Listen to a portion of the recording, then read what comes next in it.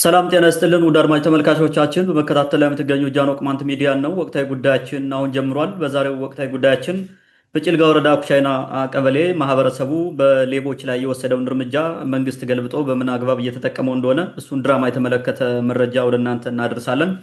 በመቀጠልም በመቃ ህዝብ ላይ እየቀጠለ ያለውን ግፍ እሱንም በተመለከተ ወደ እናንተ መረጃ እናደርሳለን። ሌላው እና ብዙ ትኩረት ያልተሰጠው ሰሞኑን የሞዓ ተዋሕዶ የሚባለው ባለፈውም ስናነሳ እንደነበረው ጎንደርና አካባቢው የጀመረው ለየት ያለ እንቅስቃሴ አለ። እሱንም በተመለከተ ወደ እናንተ የምናነሳው ጉዳይ ይኖራል። በመጨረሻም የጭልጋ ወረዳ አስተዳዳሪ የምግብ ዋስትናን በተመለከተ የሰጠው አንድ ትንታኔ አለ። ምናልባት ያ ነገር ምንድን ነው የሚለውን እሱን እናነሳለን። በድጋሚ አብራችሁ እንድትቆዩ የአክብሮት ግብዣችን ነው። እንደተለመደው ዘንድሮ አብረውኝ ያለ ሰፊውን ጊዜ ወስዶ ማብራሪያ የሚሰጥበት ይሆናል ማለት ነው። ወደ መጀመሪያው ጥያቄ ወይም ደግሞ ወደ መጀመሪያው ጉዳያችን ስንገባ በጭልጋ ወረዳ ኩሻይና ቀበሌ የህብረተሰቡ ታጥቀው ሲንቀሳቀሱ ወይም ሲዘርፉ የነበሩ ሌቦች ላይ የወሰደው እርምጃ አለ። ሰሞኑን በዘገባም አንስተነዋል፣ በወቅታዊ ጉዳይም አንስተነዋል። እንግዲህ እነዛን ዘራፊዎች የካራ ቡድን የሚባለው ማለት ነው በብዛት እነሱን ይዞ ለመንግስት ያስረከበበት ሁኔታም አለ። ህዝቡ መስዋዕትነት ከፍሏል። ይህን ወስዶ የጭልጋ ወረዳና የማዕከላዊ ጎንደር ባለስልጣናት ሌላ ድራማ እየሰሩበት ነው ያሉት። ያ ድራማ ምንድን ነው? ምን ነው እየተሰራው ድራማ? ከዚህ ጋርስ ምን አገናኘው የሚለውን ሰፋ ያለ ማብራሪያ ይዘንድር ይሰጠናል ማለት ነው። በዚህ ጉዳይ ያለውን ሀሳብ ወደ አንተ ልምጣ። መልካም እንግዲህ የሰሞኑን ባለፈው ሮብ ላይ መስለኛል ዘግበነዋል። ጉዳዩን እኛ ነን ያነሳነው ቀድመን፣ ሌላ ቦታ አልተዘገበም። እሱ ነገር እኛ ነን የዘገብነው መጀመሪያ አጠቃላይ እየተፈጠረ የነበረውንና ምን እየሆነ ነው የሚለውን ነገር ዘርዝረን እኛ ቀርበነዋል። እንግዲህ ከአንድ ቀን በኋላ ደግሞ ትላንትና እነሱ ወደ ወረዳው ተላልፈው ስለሰጡ የተማረኩት እንትኖች ሌቦች ለፖለቲካ ሸዋሸዋ ተጠቅመውበታል፣ ለጊዜው ማለት ነው። ያው ካድሬው እንግዲህ የሚያደርገውን እናውቃለን። እንግዲህ ምንድን ነው የሆነው የሚለውን ነገር እናንሳ። ሪል ሜይ ቢ ባለፈው አንዳንድ ዲቴይል የሆነ ነገር ያልሰጠን ይመስለኛል። እስኪ እንዳለ ዝም ብሎ የተፈጠረው ነገር እናንሳው። ይሄ የታጠቀ ቡድን 15 በላይ የሚሆን ነው እንትኑ የካራ ቡድን ብሎ ራሱን የሚጠራ በተለያየ ቦታ እየዞረ ገበሬዎች ላይ ግብር ይጥላል። እሱ ራሱ የፈለገውን ቁርጥ ግብር ይጥላል፣ የሚፈልገውን ይወስዳል፣ መግደል ሲፈልግ ይገላል። ሴት ሳይቀር ነው የሚገለው። ባለፈው እንደገደሏት እናስታውሳለን። አንዲት እናት ተንበራ ይመስለኛል እንደሱ አይነት ነገር ነበረ። ያንን ነገር እየሰሩ እንደፈለጉ ሲንቀሳቀሱ የነበሩትና ከ15 የማያንሱ ወደ ኩሻይና ቀበሌ ገቡ። አንድ ቦታ ምጅዋ የሚባል ቦታ ነው፣ ጎጥ ምጅዋ ማርያም ይመስለኛል። ምጅዋ ማርያም ሂደው አንድ ገበሬ ላይ 75,000 ብር ይጥላሉ። ትከፍላለህ ተብሎ ተነግሮታል ሰውየው። ገበሬው በሬውን ወደ ገበያ ይዞ ሄዶ የሸጠው 60,000 ብር ነው። ያለኝ 60,000 ብር ነው የሸጥኩት እና ያን 60,000 ብር ተቀበሉኝ ይላል። 70,000 ብሩን ካላመጣ ብለው ችግር ይፈጥራሉ። ከየት ላምጣ ሌላ የለኝም በሚል በዚህ መንገድ እንግዲህ እንትን ይፈጠራል፣ ጠብ ይፈጠራል ማለት ነው። እንገልሃለን አይነት ነገር ሲጀመር ያው ውጊያ ተጀመረ ማለት ነው። ይሄ ነገር ሲሆን ሰውየው ደግሞ በጣም የተመሰገነ ሰው ነው። ይሄ የተደረገበት ሁኔታ ማለት ነው እንትን የተደረገበት ሰው ማንም ላይ ግብር እየጣሉ እንደፈለጉ ስለሚበሉ፣ ገበሬው ደግሞ የሆነ ቦታ ነው የሚኖረው፣ ሁልጊዜ በስራ ነው የሚጠመደው፣ ወታደር አይደለም፣ ራሱን አይጠብቅም። ስለዚህ ያለው አማራጭ መክፈልና ሰላሙን አግኝቶ መስራት ነው። ቤተሰቦችን ማስተዳደር ነው የሚፈልገው። እንደዛ ስለሆነ ህብረተሰቡ ዝም ብሎ ተሸክሞ እየሄደ ነበረ እና ከአንገት በላይ ሞላ ማለት ነው። እንትኑ ግፉ ከአንገት በላይ ሞላ። ስለዚህ የአካባቢው ገበሬ እንዲህ አይነት ችግር ሲፈጠር በሙሉ ጥሩምባ ነፍቶ በጥሩምባ ከየትም ተሰባስበው ውጊያ ገጠሙ ማለት ነው። ከዚህ ኃይል ጋር ከዚህ መጥፎ ዘራፊ ቡድን ጋር ተዋጉ ማለት ነው። ኦልሞስት ውጊያው የነበረው አይ ቲንክ ሰኞ ይመስለኛል። ሰኞ ነው እንደዛ የሆነው። ሰኞ ደግሞ በተመሳሳይ ግንት ላይ ብዙ ወንጀሎች ተፈጽመዋል። መኪና ታግቶ 8 ወይም 9 የሚሆን ሹፌር ታግቶ ተወስዷል። መኪና ኢቭን የወደቁ መኪናዎች ሁሉ አሉ፣ ጎማቸው ተመትቶ አደገኛ የሆነ ሁኔታ የተፈጠረው ማለት ነው። እንደዚህ በማድረግ ሂሳብ መከራውና ፍዳው ቢመጣው ከንጹህ ገበሬ ላይ ነው፣ ምንም ባላደረገው ገበሬ ማለት ነው። በመንግስት በኩልም ያለው ደናቁርትን በለው፣ በሌላውም በኩል ያለው ደናቁርትን በለው የኔን ወገን ገደለ ብሎ መጥቶ የሚገለው ህብረተሰቡን ነው። ችግር የሚፈጥረው ህብረተሰቡን ነው። እኔ የኢትዮጵያዊ ዳብል ድንቁርና እንዴት አድርገን እንደምናርመው ራሱ ግራ ይገባኛል። ችግር የፈጠረውን ኃይል ችግር የፈጠረውን አካል አፋላልገ መግደል፣ እርምጃ መውሰድ፣ አስፈላጊውን ነገር ማድረግ እየተቻለ በሆነ አካባቢ በሌባ የተዘረፈ መኪና ካለ እዛው ያለውን ህብረተሰብ ይጨመድዱታል፣ መጥተው የፈለጉትን ያደርጉታል። በኋላም መቃ ላይ ምን እየተደረገ እንደሆነ አሁን ዘግናኝ የሆነ ግፍ ተፈጽሟል። በተመሳሳይ ሰዓት ማለት ነው። ባለፈው አይ ቲንክ ሰኞ ወይ ማክሰኞ ይመስለኛል እናነሷለን። እሱን ህብረተሰቡ ያ ግፍ ስለመረረው ተዋግቷል። ኦልሬዲ እንዲህ እያደረጉ ደግሞ ችግር እየገጠሙ አዘሰም ታይም እነርሱ እንደዚህ በተዋጉበት ቀን ጠዋት ሌሊት እንትን እሁድ ማታ ገብቶ አድሮ ፋኖ የሚባል ዳዛ ላይ የፈጸመውን ወንጀል ባለፈው ዘግበነዋል። ስንት ሰው ገሎ ስንት አቁስሎ ወደ 6 ሰው ያቆሰለው በነገራችን ላይ 3 ሰው ገሎ 2 እናትና ልጅ ይዘው ሄዷል። ወደ 300 ነው ብለውኛል። አሁን ወደ 300 የሚሆን ከብት ዘርፎ ወስዷል በተመሳሳይ ሰዓት ማለት። እነዚህ ደግሞ ከራሳቸው ማህበረሰብ ጋር ገብተው በዚህ አይነት ችግር ውስጥ ሲገቡ ህብረተሰቡ ጫፍ ስለወጣበት ምንም ማድረግ ሌላ መንገድ ስለሌለው እርምጃ ወስዷል ማለት ነው። ውጊያ ተከፍቷል፣ ተዋግቷል፣ የሚችለውን ያክል ተዋግቷል። ህብረተሰቡ ሆ ብሎ ወጥቶ ከበባ ውስጥ አስገብቶታል ይህን ዘራፊ ቡድን ማለት ነው። ይሄ ዘራፊ ቡድን 3 ተገሎበታል፣ 3 ቆስሎበታል፣ 10 ተማርኳል ማለት ነው። 10 ተማርኮበታል፣ ከነ መሳሪያው ተማርኳል ማለት ነው። ከአርሶ አደሩ 2 ሰው ተገለዋል፣ የቆሰሉ አሉ ይባላል። የቆሰሉ ቁጥራቸው ስንት እንደሆነ በትክክል አልታወቀም ወይም መረጃው አልደረሰም ማለት ነው። ችግሩ የተፈጠረው ባለፈው ሰኞ ጀምሮ እንደነበረ ባለፈው አንስተነዋል። የተደረገው ግጭት በነበረው ጦርነት የወረዳ ታጣቂ የሚባል ወይም የተጠረነፈ እንትን ምንድን ነው ሚሊሻ ምናምን የሚባል የተሳተፈ የለም።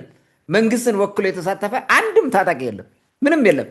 የመንግስት የሚባል ሲጀመር ወደ አይደለም ኩሻይና ወደ ጭልጋ እንትን ወደ አይከል ቅርብ በሆኑት ቀበሌዎች እንኳን ሄዶ አይሄድም። እንትን ሚሊሻ ምናምን የሚባል አይገባም። ተጠርፎ አይከል ላይ የተቀመጠ ሚሊሻ ብለው ምናምን አይገባም። በየቀበሌው ሚሊሻ ተብሎ ድሮ የሚሰራ የነበረ እሱም እንደ ህዝብ ነው የሚንቀሳቀሰው እንጂ እንደ ሚሊሻ ተጠርንፎ ተደራጅቶ የሚሰራበት ነገር የለም። ይህን ነጥብ መያዝና ቀጥሎ ካድሪው የሚያነሳውን እንትን ድራማ ስናይ ይሄን ነገር እንትን እንለዋለን ማለት ነው፣ እናየዋለን። ችግሩ የተፈጠረው በዛ መንገድ ሆኖ በህብረተሰቡና በዘራፊው ቡድን ሆኖ እያለ እኛንን እንትን ያደርግነው የሚል ነገር ስላላቸው ማለት ነው። የወረዳ ወይንም የሆነ ባለስልጣን እንትን ምንድነው ታጣቂ የሚባል አብሮ ከህብረተሰቡ ጎን ተሰልፎ የተዋጋበት መንገድ የለም። እርምጃውን የወሰደው ያቀደውም የወሰደውም በተፈጠረው ሁኔታ ተናዶ ህብረተሰቡ ነው የወሰደው እርምጃውን እንጂ ሌላ ታጣቂ ወይም መንግስት አስተባብሮት እንዲያደርግ ብሎት ወይም ደግሞ እሁድ ቀን ተሰብስበው ስለነበረ እነርሱን ሰምቶ የእሁድ ስብሰባ ባለፈው ያነሳ ነው ማለት ነው። እሱን ተከትሎ እርምጃ እንደተወሰደ አድርጎ የሚወራበት መንገድ ምንም ውሃ የሚያነሳ አይደለም፣ ውሸት ነው። ውሃ አይቋጥርም ማለት ነው። ምንም ነገር የለውም። ወረዳው ህዝቡ የማረካቸውን ከነመሳሪያቸው አምጡልን የሚል ጭቅጭቅ ውስጥ ገባ ማለት ነው። በስልክ ነው ስጡን፣ ለእኛ ትሰጡን አላቸው፣ አሰጡንም። ከሰኞ ማታ ጀምሮ ነው ይሄ ጭቅጭቅ እንትን የሆነው ማለት ነው። ሰኞ፣ ማክሰኞ፣ ሮብ፣ ሐሙስ ነው ትላንት የመጡት ማለት ነው። ህብረተሰቡ ከሚጨቀጭቁን ይውሰዷቸው፣ ምን ያደርጉልናል እነዚህ ሌቦች ብለው አሳልፎ ሰጥቷቸዋል ማለት ነው። እንግዲህ ትላንትና ዘግበዋል። ማታ አካባቢ ወደ አይከል ከተማ አሰር አድርገው ነው ያመጧቸው። እሱን አስረው በከተማ ሲነዱ የነበረውን ነገር የሚያሳይ ፎቶ ለጥፈው ነበረ። ከዛ እሱን አጥፍተው ሌላ በየእንትኑ በዚህ በጽህፈት ቤታቸው አካባቢ ተቀምጠው ሚሊሻዎቹ አብረው ቁጭ ብለው ምናምን የነሱ ማርከዋቸው ማለት ነው። ሚሊሻዎቹ እሱን አስመስለው ሌላ አዳዲስ እንትኖች ፎቶዎችን ለጠፉ ማለት ነው። የማዕከላዊ ጎንደር የሚባለውም ይሄንን ወስዶ ለጥፏል ማለት ነው። ያስተላለፉት መልእክት ምንድን ነው? እነዚያ እንግዲህ ይሄን ተከትሎ ጥገኛው ካድሪ ጥገኛ ነው ምለው በህዝብ ላይ ጥገኛ ወይ ደግሞ መዥገር በለው የህዝብ መዥገር የሆነው ካድሪ አንድ ነገር አይሰራም። እንዲያውም እኮ ይህን ኃይል ያደራጀው እሱ እኮ ነው፣ የሚደግፈው እሱ ነው። ከነዚህ ጋር አብረው እየዘረፈ ብር የሚበላው እነሱ ነው። ከዚህ በፊት ስናወራው ስለነበረ ማለት ነው። ካድሪው ነው ጥገኛ ምለው ለዛ ነው። ህዝቡ ላይ ጥገኛ ነው፣ ከታጣቂው ላይ ጥገኛ ነው። እዚህ ሌባው ጋር አብሮ ይሰርቃል፣ አብሮ ይዘርፋል። ግን ደግሞ ሰላማዊ መስሎ እንትን የጆከር ይጫወታል በመሃል ሆኖ ማለት ነው። ይሄ በደንብ አድርጎ ህብረተሰቡ ማወቅ አለበት። እና ይህን ተከትሎ ምን አለ የጭልጋ ኮሚኒኬሽን የተደናበረ ጽሁፍ ጽፎ ወጣ ማለት ነው። ምን ይላል? ህብረተሰቡ ተደራጅቶ የአካባቢውን ሰላም እና ደህንነት መጠበቅ እንዳለበት የጭልጋ ወረዳ ሰላምና ደህንነት ጽሕፈት ቤት ገለጻል። አሁን እንግዲህ ይሄ አሁን በቃችን ይዘ ማሽቋለጥ ማለት ነው። ምንድነው አሁን እዚህ መልእክቱ ምንድን ነው? እነሱ ሳይሉት ይሄ ጭልጋ ላይ አይከል ላይ የተቀመጠው ካድሪ ሳይናገር ህብረተሰቡ ሲመረኩ እርምጃ ወስዷል። ተደራጅቶ ራሱን መጠበቅ አለበት አለ ብሎ አመጣው ማለት ነው። ልክ እነርሱ እንደፈጠሩለት ወይም እንደሚያስቡለት አስመስሎ ማለት ራሳቸው አደራጅተው እያስጨፈጨፉ ህዝብ እያስገደሉ የኖሩ ከተራራ ከላይ ከደጋ ወደ ቆላ መውረድ የማይችሉ ህብረተሰቡ በፋኖ እንኳን ሲዘረፍ ወርደው የሆነ ነገር ማድረግ ማይችሉ እርዳታ እንኳን መስጠት ለተፈናቀሉት ማገዝ እንኳን ያልቻሉ ማቋቋም ያልቻሉ እዚህ መጥቶ እንደዚህ አይነት እንትን ጽሁፍ ይጽፋል ማለት ነው። ከዛ ምን ይላል ቀጥሎ? በጭልጋ ወረዳ በኩሻይና ቀበሌ የጸጥታ ችግር ሲፈጥሩ የነበሩ 16 ታጣቂዎችን በአካባቢው ሚሊሻ ቅንጅት በቁጥጥር ስር አውለናል ይላል። ምንድነው የሚለው እዚህ ጋር ተመልከት። ህዝብ የሚል የለም። በጭልጋ ወረዳ በኩሻይና ቀበሌ የጸጥታ ችግር ሲፈጥሩ የነበሩ 16 ታጣቂዎችን በአካባቢው ሚሊሻ ቅንጅት በቁጥጥር ስር ውለናል። በአካባቢው ሚሊሻ ቁጥጥር እኔ ነኝ ያደረኩት አለ። በቃ አለቀ። ክሬዲቱን ወሰደው በሙሉ ማለት ይሄ ነው። አየሁ፣ ጸረ ህዝብ ነው የጭልጋ ካድሪ የምንለው የናዛናው ቡድን ጸረ ህዝብ ነው። ለራሱ ህዝብ ክብር የለውም። ወራዳ የሆነ ካድሪ ነው። ምንድን ነው? ለዚህ ነው ይሄ መዋረድ እኮ ነው። ህብረተሰቡ ይዞ የሰጣቸውን ከህብረተሰቡ ጋር ተደራድሮ አይደል ለምኖ ወደ ደጋ አምጥተው ወደ ጨንጮቅ አቅጣጫ አምጥተው ተራራው ላይ አቀብለው ትሄዱት እኮ እነሱ ናቸው። ህዝቡ እኮ ነው እንጂ ሚሊሻ እዛ ውስጥ ወርዶ ይሄድ የለም። ምንም የለም። ጸረ ሽምቅ የለም። ምን የለም። እነሱ ግን ልክ እነሱ በታጣቂው ቁጥጥር ስር እንደሆነ በሚሊሻው እንደተያዘ አድርገው ዘገቡት ማለት ነው። ይሄ ፍጹም ትክክል አይደለም። ምንም የሚጠቅም ነገር የለም። ወይ ደግሞ ምንድነው አሁን እኔ የምረዳው በዚህ ህብረተሰቡ እንዲህ በማድረጉ ቅሬታ አድሮበታል ማለት ነው። ይሄ ካድሪ ተቀይሟል፣ አሞታል ማለት ነው። ለምን የእሱን የቅማንትን ትግል እንዲያደናቅፍ አደራጅቶ በህዝቡ ውስጥ ከቶ የሚያማርረው እንዳይደራጅ በውስጡ ባዶ እንዲሆን የሚያደርግ የሚያዘርፈው ነው። እንደዛ ስለሆነ ለምን ይሄን ነኩብኝ የሚል እንትን አለው ማለት ነው። ስለዚህ ከሆነ አይቀር ልገልብጠው ብሎ ገልብጦ ዘግቦታል። ይሄ በቀልም ይመስላል እንዲሁ ስታየው።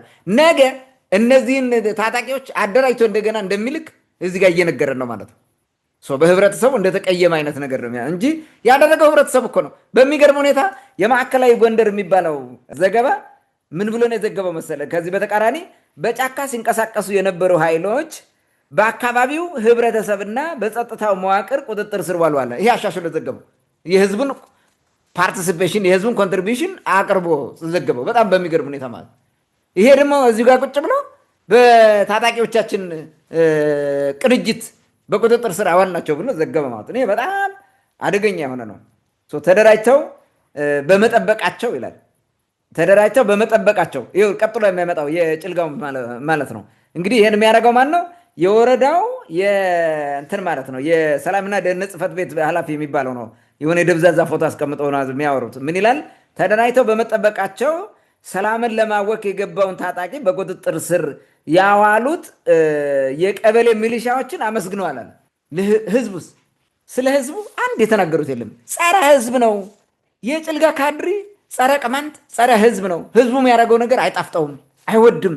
ከሆነም ራሱ እንዳደረገው እያደረገ ነው የሚወስደው የምንልበት ምክንያት ለዚህ ነው እንጂ የተለየ ጥላቻ ስለኖረን አይደለም። የሚያደርጉት ድርጊትና የሚፈጽሙት አጠቃላይ እንቅስቃሴያቸው ሁሉ ጸረ ቅማንት ስለሆነ ነው። እና እንዲህ ብሎ ዘግቧል።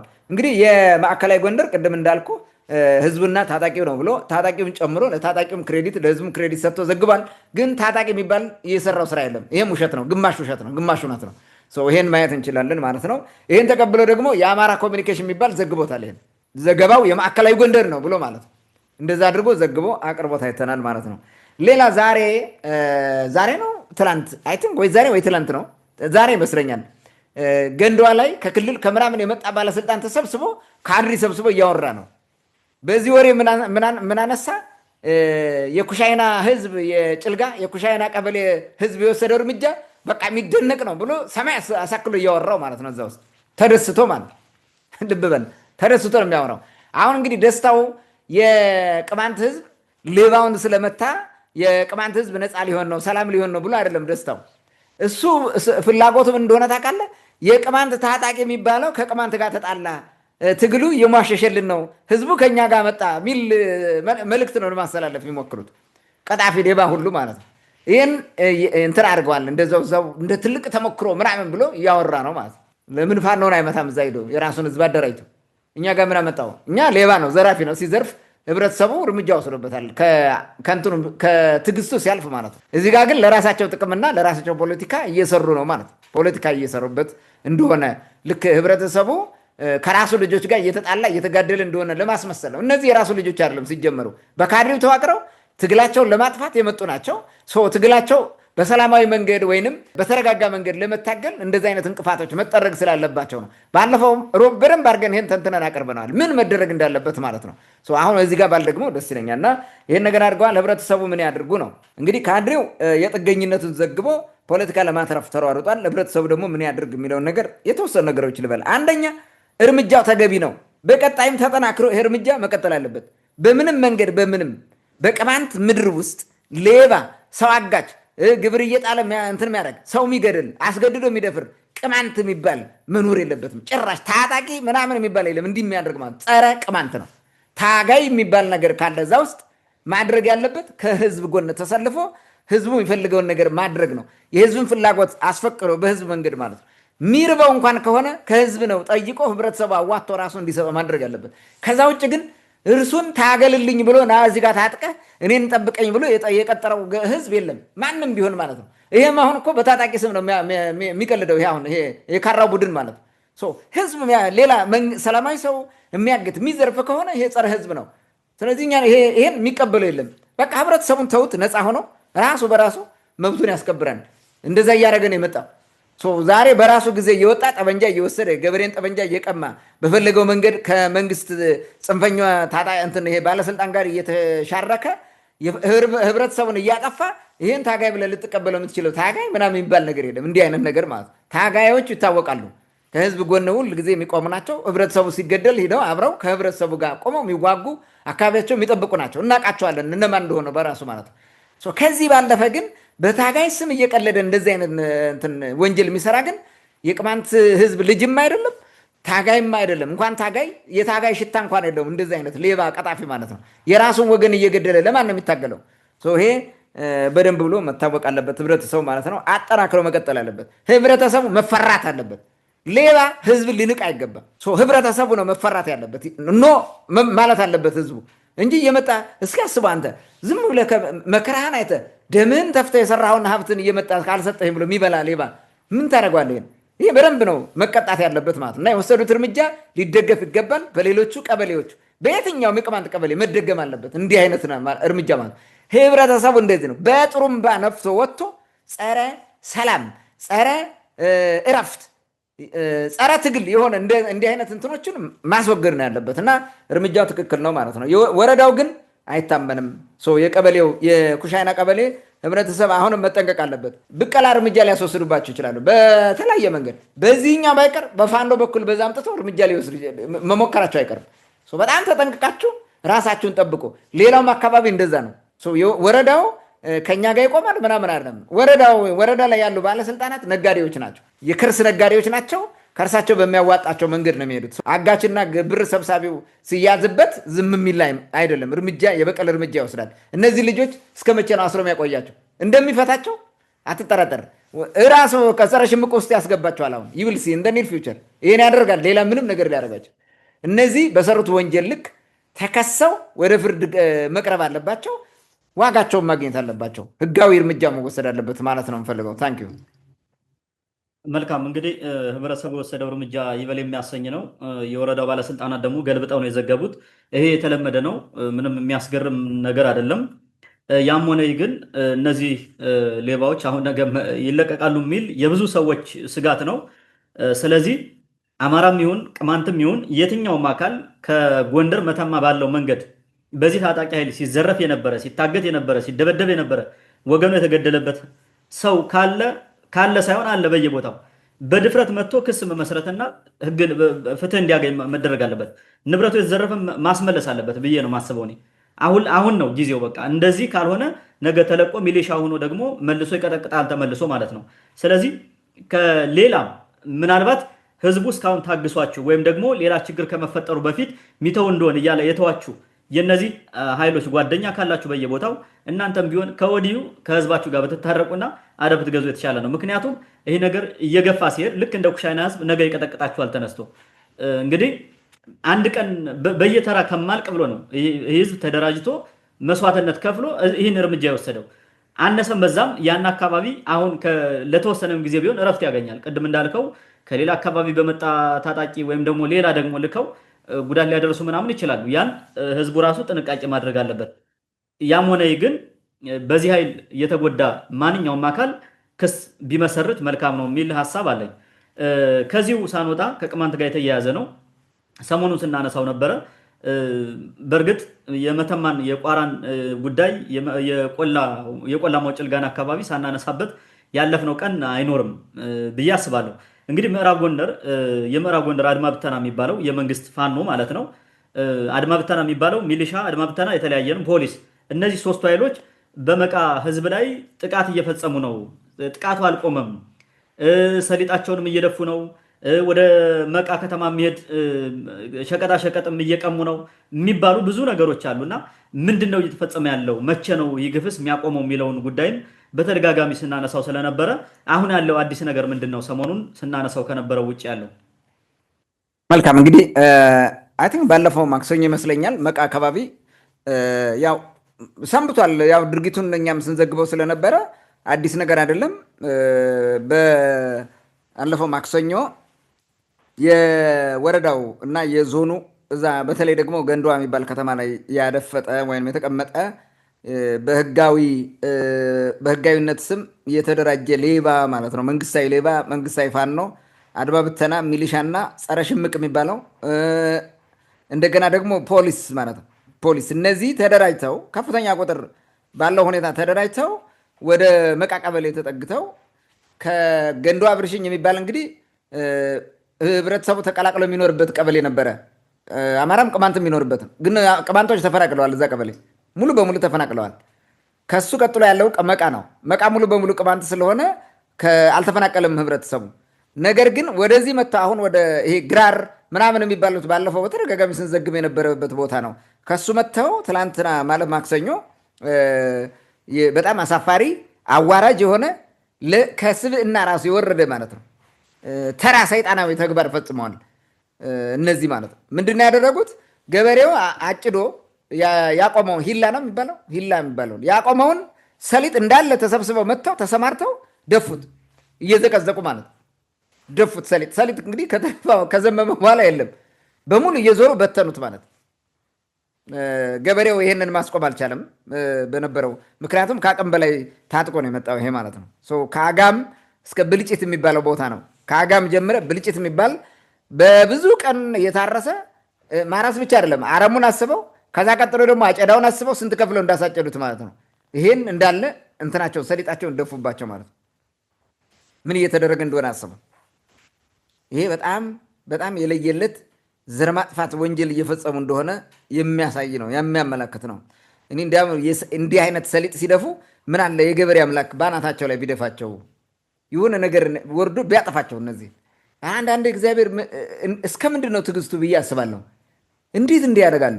ሰው በላብ ጥረ ግረ ብላ የተባለ ገበሬ በላቡ ጥሮ ግሮ ያረሰውን እህል ምንም አይነት ይሄ ቅሬታ ሳይሰማቸው ሳይሸማቀቁ መጥተው ሲደፉት አስበው ምን አይነት ስራ እየተሰራ እንደሆነ ማለት ነው። እና በጣም በሚያሳዝን ሁኔታ እንደዚህ ያደርገው ሰሊጣቸውን በእንትን ላይ መሬት ደፉባቸው ማለት ነው። ኦልሬዲ ሰሊጥ የሚባል የለም አካባቢ ማለት ነው። ይሄ የተደረገው እንግዲህ ከፍተኛ ቁጥር ባለው የታጠቀ ኃይል ነው። የፖሊስ ጸረ ሽምቅና ይሄ መንግስታዊ ፋኖ አድማ ብተና የሚባለው ነው ይሄን የፈጸመው ብለውናል። ህብረተሰቡ አንዳንዶቹ እያለቀሱ ነው ይሄን የተናገሩት። ብዙ ችግር አለ። ይሄ እንግዲህ ሰሞኑን በቀበሌው ላይ ሲደረግ የሰነበተውን ሴራ በተደጋጋሚ እኛም ስንዘግበው ስለነበረ የዛ አንዱ አካል ነው፣ አንዱ ነው። ሌላም ይቀጥላሉ። በዚህ የሚቆም እኮ አይደለም። የመቃ ህዝብ ላይ እየወረደ ያለ መከራ በዚህ የሚቆም አይደለም። የአካባቢው አርሶ አደር ቀየውን ለቋል። አሁን አጋም የሚባለው ቦታ ያለው አርሶ አደር በሙሉ ለቆ መቃ ከተማ ነው ገብቶ ያለው። ባለፈው መከላከያ ልቀቁ፣ የሽፍታ መጠለያ ሆናቸዋል ብሎ ገፍቶ አስለቅቋቸዋል። ሰፈራቸውን እንኳን እንዳይጠብቁ ማለት። አሁንም የሆነውን ነገር ወይ መከላከያ ያድናቸው ወይ የህዝብን ንብረት አይጠብቅ። ምን አይነት መከላከያ ነው? መንከልከያ ነው እንጂ። እኔ በጣም ነው ማዝነው። የህብረተሰቡ እዛ አካባቢ ራሱ ተደራጅቶ እንዳይጠብቅ መከላከያ አለ ይባላል፣ ከተማ ተቀምጦ ማለት ነው። ግን የገበሬ አዝመራ እንዲደፋል ምንም ማድረግ አይችልም። ይህን ያደረገ አካል እርምጃ እንዲወሰድበት እንኳን አይጠይቅም። ዝም ነው የሚለው። ህብረተሰቡ ለመከላከያው እየጮኸ ነው አሁን ማለት ነው። ግን ምን ያመጣል መከላከያው? ምንም።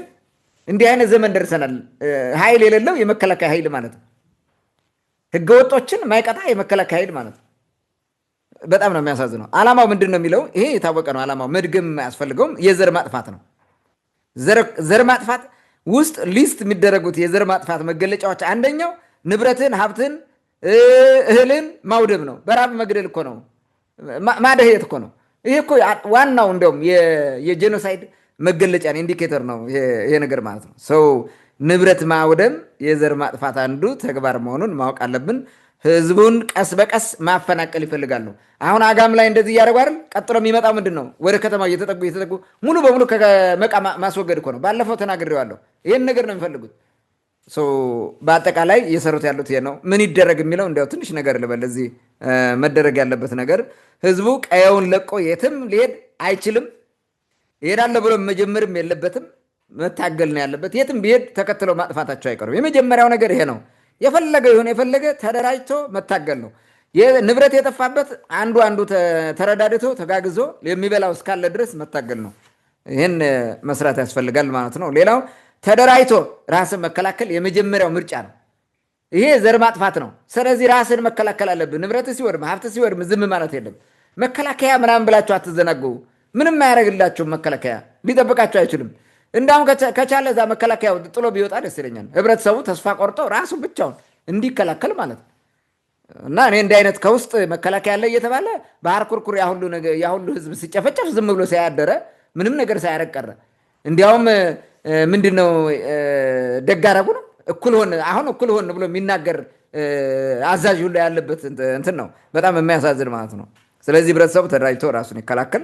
ሌላው በአካባቢ የሚንቀሳቀስን ዘራፊ ቡድን ማጥፋት አለበት። ልክ እንደ ኩሻይ ነው ማለት ነው። ዘራፊ ቡድን እዛ አካባቢ መጥቶ ስለዘረፈ ይኸው ሆነ ብለው እኮ ነው አደራጅተው ይህን ዘራፊ ቡድን ያመጡታል። ራሳቸው ገንዘብ ከፍለው ነው የሚያዘርፉት። ይህን የካራ ቡድን ማለት ነው። አጋም ላይ እንደዛ እንዲደረግ አደረገ። ዘራፊውን ቡድን አሰማርቶ የወረዳው ባለስልጣን ለምን ቅማንት መመታት አለበት? ለመመታት ምክንያት ያስፈልጋል። ያን ምክንያት ፈጠሩ። ይኸው እርምጃ ወሰዱ። አደህዩት ማለት ነው። ገበሬው ነው ተስፋ እንዲቆርጥ አካባቢውን ጥሎ እንዲሄድ አደረጉት። ባለፈው 3 ገበሬዎችን ነው የገደሉት። ሁለቱን ባለፈው ስማቸውን ጠቅሰናል። አንዱ ስሙ አይታወቅም ነበር። አሁን ሞንሟናው ነው የሚባለው። አንደኛው ስሙን ያልጠቀስ ነው ብለውናል። ገበሬ ነው፣ ምንም ነገር የሌለው ሽፍታ ነው በሚል ዝም ብሎ ገደሉት ማለት ነው። እንዲህ አይነት ነገር ውስጥ ገብቷል። እና ይሄ ሽፍታ ምናምን ወሮ በላ የሚባል በዛ አካባቢ እንዳይንቀሳቀስ ማድረግ ነው ህብረተሰቡ። አለበለዚያ ይጠፋል። በቃ ይህን ማወቅ አለበት። በምንም መንገድ ይሁን በየትኛውም ሁኔታ የአማራ ጽንፈኞች ህዝቡን ከማጥፋት እንደማይመለሱ ማወቅ አለበት። በምንም መንገድ ከአማራ ጽንፈኞች ዲሞክራሲ፣ ፍትህ፣ መልካም አስተዳደር ምናምን ርኅራሄ ይመጣልኛ ብሎ የሚያስብ ቅማንት ካለ ሞኝ ነው። በምንም መንገድ ማለት ነው። ባገኙት አጋጣሚና በተመቻቸው ወቅት ያጠፈዋል። ይህን በደንብ አድርጎ ማወቅ አለበት። ይሄው እያደረጉት ያሉት እኮ ነው። ምንም አታድርግ። አሁን አንተ ጨዋ ሆነ ቁጭ በል፣ የፈለገ ታዘዛቸው። እንደምንም ብለው የሆነ ሴራ ይሰራሉ፣ ልክ አሁን እንደሚያደርጉት ማለት ነው። ከዛ ያን ሴራ ተከትለው ይጨፈጭፈዋል፣ ያሳድደዋል። ማጥፋት የመጨረሻው ጎላቸው ስለሆነ ሊምሩ እንደማይችሉ ማወቅ ያስፈልጋል ማለት ነው ፈልገው። ታንክ ዩ። እንግዲህ በተለይ መቃ አካባቢ ያለውን በተደጋጋሚ ስናነሳው ነበረ። በየትኛውም ቀጠና ያለ የቅማንት ህዝብ በዚህ በእባብ ዘመን እርግብ ሆኖ መቀመጥ የለበትም። በእውነት እባብ መሆን ያለበት፣ በጣም የዋህ መሆን የለበትም። እንደ እውነቱ ከሆነ በተደጋጋሚ እያታለሉ በሽምግልናም ይሁን የሆነ ጊዜ ዘርፈው እንደገና ተመልሰው ሄደው ጸጥ በማለት መልሶ ህዝቡ እንዲረሳው በማድረግ ይሁን በተለያየ አጋጣሚ የተለያየ ወንጀል ተሰርቷል። ስለዚህ እኔ ህዝቡ ጊንጥ ቢሆን ነው የሚሻለው። ዝም ብሎ በቃ በየዋህነት ማለቅ የለበትም። በተደጋጋሚ አነሳ ነው የመፍትሄ ሀሳቡን አነሳ ነው። የተፈጸሙ ችግሮ በደሎችን፣ የጥፋት ወንጀሎችን በሙሉ ዘርዝረን አነሳን። ብዙ ነገር አንስተናል። ግን አንዳንዴ በቅንነት የሚታይ ነገር መልሶ ራስን ስለሚጎዳ እኔ በቅንነት ባታዩት ብልጥ ብትሆኑ የሚል መልእክት ነው ያለኝ። ሌላው ከሰሞኑ ብዙ ትኩረት ያልተሰጠው ጎንደር ከተማና አካባቢው የሚያንዣብብ አንድ እንትን አለ። የሞዓ ተዋሕዶ እንቅስቃሴ አለ። ይህ እንቅስቃሴ ምንድን ነው? ቤተክርስቲያን እንሰራለን የሚል ነው እንቅስቃሴው። እንግዲህ የምናያቸው በዚህ እንቅስቃሴ ውስጥ ያሉ የተለያዩ አማራ አክቲቪስቶች አሉ፣ ዲያቆናት አሉ፣ በዘራችን አማራንን ብለው ጽንፈኝነት የሚሰብኩ አርቲስቶች አሉ፣ የድሮ ስርዓት ናፋቂዎች የሚኒሊክ ያ ምናምን የሚል ይህን አረንጓዴ ቢጫ ቀይ ባንዲራ ጎትተው ቤተክርስቲያን እንሰራለን ብለው ገንዘብ እያሰባሰቡ ነው። የሚያሰባስቡት ደግሞ ከእነ አባ ዩራኒየም ጋር ሆነው ነው። የአባ ዩራኒየም ታውቋቸዋላችሁ። መነኩሴ ነው እንግዲህ እሱ። እኛ መነኩሴ አለለው እኔ በግሌ እንደዛ እያደረጉ ነው። እንግዲህ ቤተክርስቲያን መስራታቸው ክፋት የለውም። ግን አሁን ካለው ሁኔታ አንጻር ምንድን ነው የሚለውን እሱን ጉዳይ ማንሳት አለብን። ማለት ኢንቴንሽኑ ምንድን ነው የሚለውን አሁን በዚህ ፕሮግራም ላይ እየተሳተፉ ያሉት አይተህ ከሆነ በትግራይ ጦርነት ውስጥ ጠበንጃ አንግተው ሲሳተፉ የነበሩ አርቲስቶች እዚህ ውስጥ አሉ። እነዚህ በተለያዩ የፖለቲካ ፓርቲዎችም በምንም ፓርቲሲፔት የሚያደርጉ ዲያቆነን ምናምን የሚሉ ሰዎችም እዚህ ውስጥ አሉ።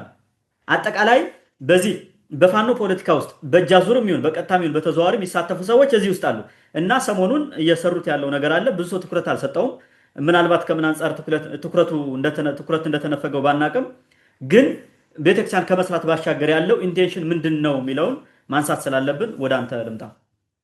መልካም። እንግዲህ ቤተክርስቲያን ነው ለመስራት እየታገሉ ያሉት ወይስ ለፋኖ ገንዘብ እያዋጡ ነው የሚለው ነገር መነሳት አለበት። ፋኖ እንደሆኑ በያዙት ባንዲራ ነው የምታየው። አንድም አርማ ያለው ባንዲራ የለም። አንድም የቤተክርስቲያን የተባለው ባንዲራ የለም። ባንዲራው አረንጓዴ፣ ቢጫ፣ ቀይ የሚባለው ልሙጥ ባንዲራ ነው የሚንቀሳቀሱት። ይሄ እንግዲህ በህግ ክልክል ነው። በነገራችን ላይ ሀገሪቱ ከፈቀደችው ባንዲራ ውጭ ሌላ ባንዲራ ይዘ መገኘት ያስቀጣል። ግን ማንም እርምጃ እየወሰደ አይደለም። ይሄ የሞዓ ተዋህዶ የሚባለው እንቅስቃሴ መሆኑን በዚህ ታውቃለህ። በቤተ ክርስቲያን ማሰራት ስም ነው ገንዘብ ለፋኖ ነው የሚሰበሰበው ምን ጊዜም ማለት ነው። መዋጮ ለቤተ ክርስቲያን ለተጎዱ ሰዎች በሚል ይሰበሰባል፣ ይሰጣል ብሩ። ይሄ ፋኖ ገንዘብ መዋጮ ምንም ሌላ ነገር የለው። እነ ምንድነው ጎትንገስ ምናምን የሚሉት እንትኖች አሉ። አንዳንድ ግራ የገባቸው ማለት ነው። ምኑ ነው ጎ የሚነግሰው? አንዳንዴ ግርም ይሉኛል። እና እነዚህ ተሰባስበው አሁን አንተ የዘረዘርካቸው ሰዎች በላቸው ምናምን ወጥተው ይጨፍራሉ ማለት ነው። ለምንድን ነው ጎንደር ላይ እንደዛ የሚደረገው? ዋይ አንደኛው ፋኖ የሚባለው ኃይል ተጣልተው፣ ስለዚህ እሱን ለማስታረቂያ እንግዲህ ገንዘብ ሜቢ መታረቂያ ገንዘብ ሊዋጣም ሊሆን ይችላል። ዋቴቨር ኢት ኢዝ በቃ እዛ አካባቢ ያለ ችግር መፍታት አለብን ነው። ይሄንን ነገር እያደረጉ ያሉት ነገር ምንድን ነው? ፋኖ የሚባል እንቅስቃሴ ጎንደር ላይ ፌል ካደረገ ችግር መጣ ነው። ፋኖ ዋና ዓላማው ሞዓ ተዋህዶ የሚባለው ዋና ዓላማው ጎንደር ላይ ነው። ያም ምንድን ነው? የቅማንትን እንቅስቃሴ ማጥፋት ነው፣ ማንኮላሸት ነው። ማንም ሰው የማይረዳው ነገር ይሄን ነው። ሞዓ ተዋህዶ የሚባለው ዋና ታርጌቱ ጎንደር ነው። ጎንደርን ደግሞ ኢላማ ያደረገበት ምክንያት የቅማንት እንቅስቃሴ ነው። ቅማንት የሚባል ህዝብ መምጣት የለበትም፣ በቃ አማራ ነው መሆን ያለበት ብሎ ነው የሚያስበው። ሞዓ ተዋህዶ እንቅስቃሴ ውስጥ ኦሮሞም ይሁን ወላይታም ይሁን ጋምቤላም ይሁን እዛ ውስጥ ካለበት ጸረ ቅማንት ነው እሳቤው ማለት ነው። አስተሳሰቡ በዘሩ ሳይሆን በአስተሳሰቡና ባረዳዱ እንዲህ ብሎ ነው የሚያስበው። ይሄን ነው እነዚህን አንድ አድርጋ ለማስቀጠልና ጎንደር ላይ ከ2008 ዓ.ም ጀምሮ የቀጠለውን ጸረ ቅማንት የሆነ እንቅስቃሴና ያን ሁከት ማስቀጠል ነው የሚፈልጉት። እና በሂደት ቅማንት ፐርሽ ያደርጋል፣ ይጠፋል፣ እናጠፋዋለን እንዲህ አድርገን በሂደት ብለው ነው የሚሰሩት። ሲችሉ በታጣቂዎቻቸው ሳይችሉ ደግሞ በውግዘት በእርግማን በመተት በድግምት ምናምን ሁሉ ይጥራሉ። ይሄን በደንብ አድርጎ ሰው ተረድቶት አይመስለኝም። እና በአጠቃላይ የሞዓ ተዋህዶ ቡድን ህዝቡን አሁን ካለው ከገጠመው ችግር ሳይወጣ እንዳለ ከነ ችግሩ ሆኖ ግን ሃይማኖት እንዲጫወት የማድረግ ስራ እየሰሩ ነው። ፖለቲካው ይሄ ነው ኢላማው። ቅድም እንደነገርኩ ነው፣ ሌላ ቦታ አይሄድም። ፋኖም በለው ኢላማው፣ በተለይ ይሄ ጎንደር ፋኖ የሚባለው ኢላማው ቅማንት ላይ ነው። ይሄ ሞዓ ተዋህዶ የሚባለው ቅማንት ላይ ነው። ሁሉም ዝሮ የሚመጣው ቅማንትን ማጥፋት ነው። ያ ሲሆን ነው እኛ ምን ዘልቀው ብለው ነው የሚያስቡት። እና ያንን ለማስቀጠል ግዴታ እኛ ጋር መምጣት አለባቸው። ሲመጡ ግን በግልጽ አይደለም፣ በግላጭ ሞዓ ተዋህዶ ነው ብሎ አይመጣልን። የሚመጣው በፋኖ ስም ጠበንጃ ይዞ ይመጣልሃል። እሱን ካልቻለ ደግሞ ገንዘብ በማሰባሰብ ቤተክርስቲያን በመስራት ስም ይመጣል እየተደናበረ ማለት ነው። ይሄን ነው የሚሰራው። እስቲ አንተ አስበው፣ በዚህ ሰዓት በአሁኑ ወቅት ቤተክርስቲያን ይሰራል? በዚህ ሰዓት ህንፃ ቤተክርስቲያን እንዴት ይሰራል? አሁን ምን ልታደርገው? ምን ሊሆን? በዚህ ሰዓት ቤተክርስቲያን ግንባታ በሚባል ጎንደር ላይ የሚጃጃሉት ምንም አይነት እንጥፍጣፊ ሃይማኖት እንኳን የላቸው። ህንፃ ስላሴ የሆነ ሰው እግዚአብሔር በእጆቹ የሰራው ሰው እየፈረሰ እንደ ጉድ እንደ ቀላል ነገር ማለት እንደ ተራ ነገር እየፈረሰ እነሱ ሰው ለሚሰራው ሰው የሚያፈርሰው ቤተክርስቲያን መከራቸው ነው ያሉ።